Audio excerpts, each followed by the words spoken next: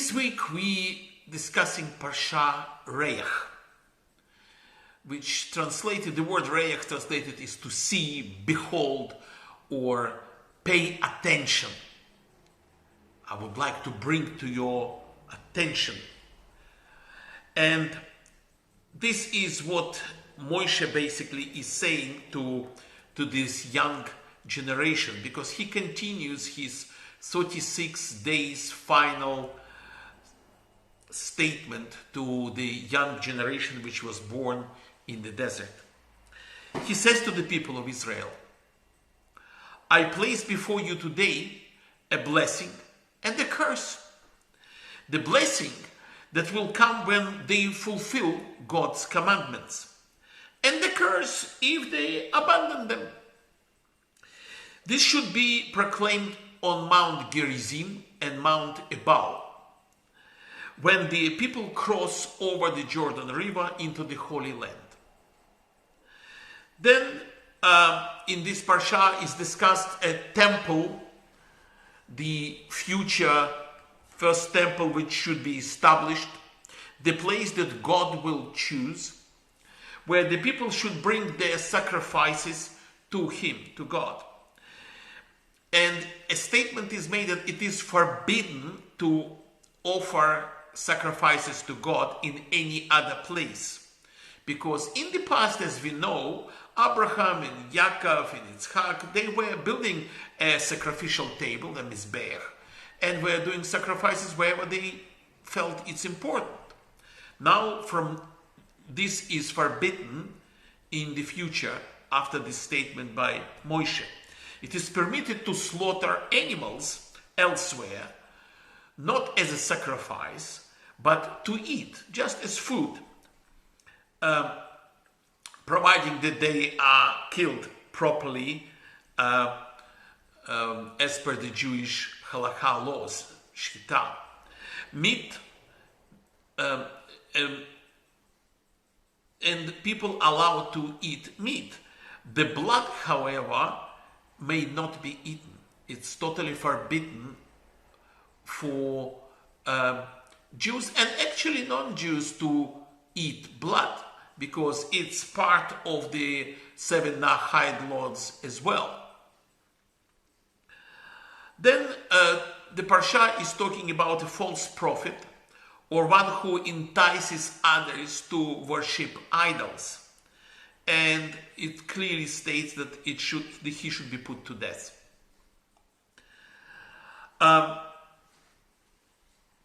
You see, in the previous portions of the Torah, of this book, Moshe is basically gave the overall basic principles. Now he is going into the details, and he is identifying the signs for kosher animals and fish, and the list of non-kosher birds, which all of this was given in Vayikra or Leviticus, but here there is a repetition of that. Then Moshe is talking about a tenth of all produce is to be eaten in Jerusalem, or else exchanged for money, with which food is purchased and eaten there in Jerusalem. In certain years, this tithe is given to poor instead. So you could bring some animals for sacrifices and food, and share this food with the poor people as well. The firstborn cattle and sheep are to be offered in the temple, and their meat eaten by the Kohanim, the priests. Then the Torah is talking in this portion about the mitzvah of charity, which obligates a Jew to aid a needy fellow with the gift of a loan. On the sabbatical year occurring every 7th year, all loans are to be forgiven, and all indentured servants are to be set free after the 6 years of service. Our Parsha concludes with the laws of 3 pilgrimage festivals, the Passover, Shavuot, and Sukkot, when all should go to Jerusalem, to the temple, to see other people, and to be seen before God in the holy temple. And that's the whole content, overall content of the Parsha. As you can see in this Parsha, Moshe turns to the details, which extend over many chapters from now on, and several portions in Book of Devarim. The long review of all laws that will govern Israel, the Israeli society, in its land, and begins and ends with Moses posing an incredible choice to the people. Here is how he frames in this week's Parsha the overall fundamental statement to the people. See, I'm setting before you today a blessing and a curse. The blessing if you obey the commands of the Lord your God that I am giving you today. And the curse if you disobey the commands of the Lord your God and turn from the way that I command you today by following other gods which you have not known. This is the most fundamental statement of Jews undertaking the responsibility to follow the contractual arrangement, the covenant with God, and follow all Torah laws, and the consequences of that, prosperity and peace and good life. And if they don't follow it, the consequences are severe. Rabbi Sachs explains Moshe's statement and relates them to our time in his latest book, Morality, in a brilliant way. What he says is, if you behave well, things will go well. If you act badly, things will turn out badly. Behaving well means honoring our covenant with God, being faithful to Him, heeding His words, and acting in accordance with His commands. That was the foundation of our nation. Uniquely, it had God as its liberator, lawgiver, its sovereign judge and defender, all in one. Other nations had their gods, but none had a covenant, a contract, a contractual agreement with any of their gods, let alone with the creator of the heaven and earth, of the whole universe. What Moshe was saying is, to survive, let alone thrive, stay true to your faith, history and destiny, your mission, calling and task as a kingdom of priests and a holy nation. As Rabbi Sachs puts it in this book, Morality, a free society is a moral achievement.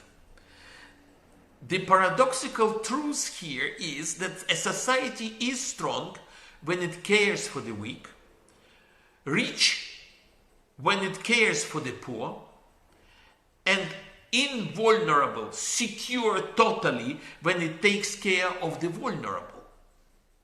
The good society does not happen by itself, and it's not created by the market or the state or the government. It is made from moral choices of people, of each individual and of the whole society together, of each of us. That is the basic message of Devarim, Deuteronomy. Will we choose the blessing or the curse? As Moses says at the end of the book, he says, see, I have set before you today life and good, and death and evil. I call heaven and earth to witness against you today. that I have set before you life and death, blessing and the curse. Therefore choose life, that you and your offspring may live. The test of a society is not military, political, economic, or demographic. No. It is moral and spiritual, and that is what is revolutionary about the biblical message in this parsha. And this is why. First, let's have a look what other nations were doing in that respect. For instance, in ancient Egypt, they had a concept of ma'at, order, balance, harmony with the universe, social stability, justice, and truth. The Greeks and the Romans, first of all Aristotle, especially he gave a central place to the concept of virtue.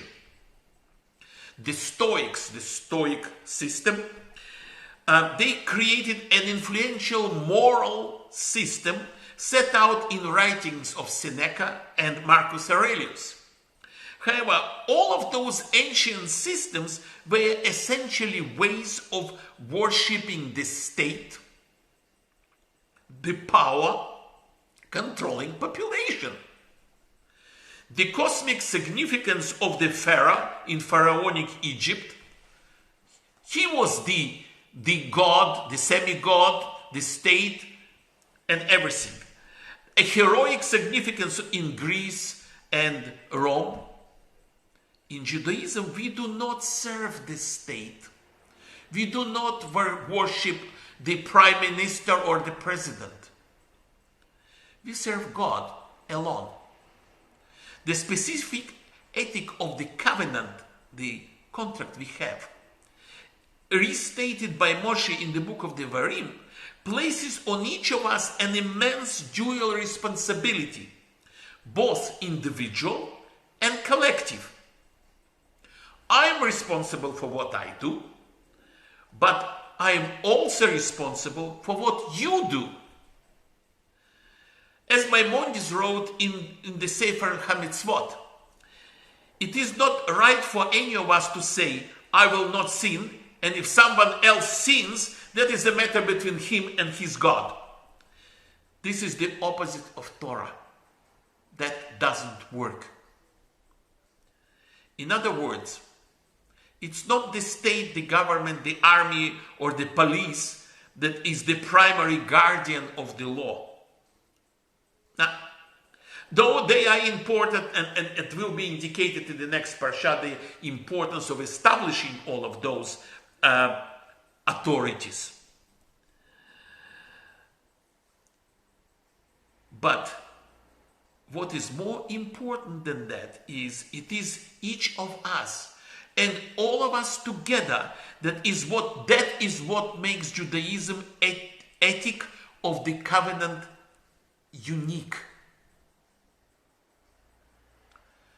This is where Judaism is coming from the foundation of responsibility of moral and ethical standards. A free society is made by personal responsibility for the moral spiritual order, first of all, and then by structures created by the state, etc. What I'm talking about, let's have a look together what's going on today in the world. Today there are a lot of demonstrations and protests in Belarus. What's going on in there? People got sick of the dictatorship which they experienced for many years by now, where the state dominates. The moral and ethical structure is not there because the religion is suppressed. A majority of people are atheistic. They don't believe in God. They don't believe in anything except power of money, right? And they all want to be rich. And they all want to be free. However, what is freedom is another issue to discuss. But still, it's a legitimate protest against the power of dictatorship. The opposite actually. And I must notice that I have not seen in Belarus the people, the demonstrators, looting the shops or being violent. It's the police being violent. That's a different story. Now, compare that, for instance, to what is going on in United States, in Chicago, in other states, Detroit. In there, yes, there are peaceful demonstrations, but they are always running parallel with looting, with aggression against people. And that is exactly the opposite of what moral and ethical standards would require for people to do.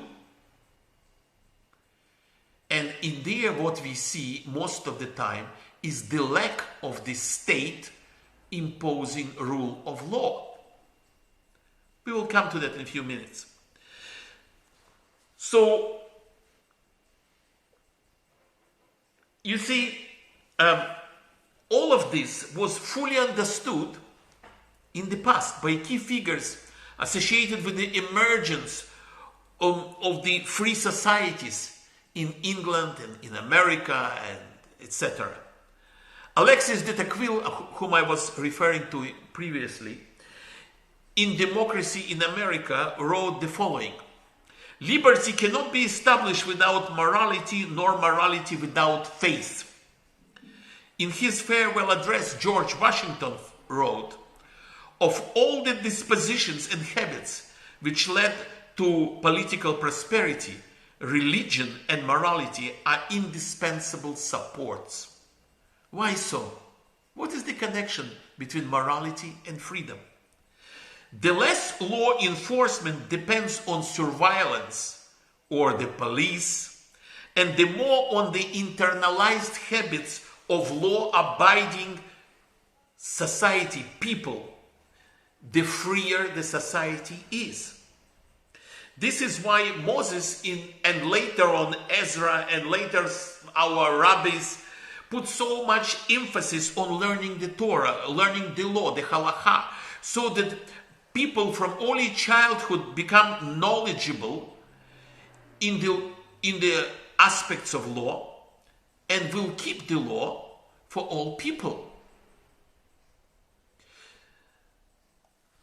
Our today tragedy is that the biblical foundations of the free society has been almost completely lost to the liberal democracies of the West, unfortunately. Today it is assumed that morality is a private affair. It has nothing to do with the fate of the nation. Even the concept of a nation has become questionable in a global age. National cultures are now multicultures. The multiculturalism has washed away the moral and ethical foundations of each individual nation, replacing them with political dogmas of political correctness. Elites no longer belong somewhere. They are everywhere. They have got houses and villas and everywhere in the world, and they are world citizens. Nation strength is now measured by the size of their growth and their economical success, and not by cohesion and unity of the society. The West has reverted to the initially old Hellenistic idea that freedom had to do everything to do with the structures. Nowadays, these structures we call democratically elected governments and supported by the courts, by the judiciary, by the police, army, etc., rather than internalized morality of we, the people. You see, I personally believe, for instance, the demonstrations in Hong Kong has got much higher moral and ethical fiber to them than what is going on today in United States. Because in there, people are talking about we, us, society, the whole country. We want freedom. They don't want to be to have the Chinese communist dictatorship. So they do have high moral grounds, where the demonstrations in the United States have got none of that. I believe Moses was right when he taught us otherwise, that the great choice is between the blessings and the curse, between following the voice of God or the seductive call of instincts and desires. Freedom is sustained only when a nation becomes a moral community. And this is why I'm talking about Hong Kong as a moral community, not United States, unfortunately, today. And any moral community achieves greatness far beyond its numbers as we lift others and they lift us. Shabbat Shalom.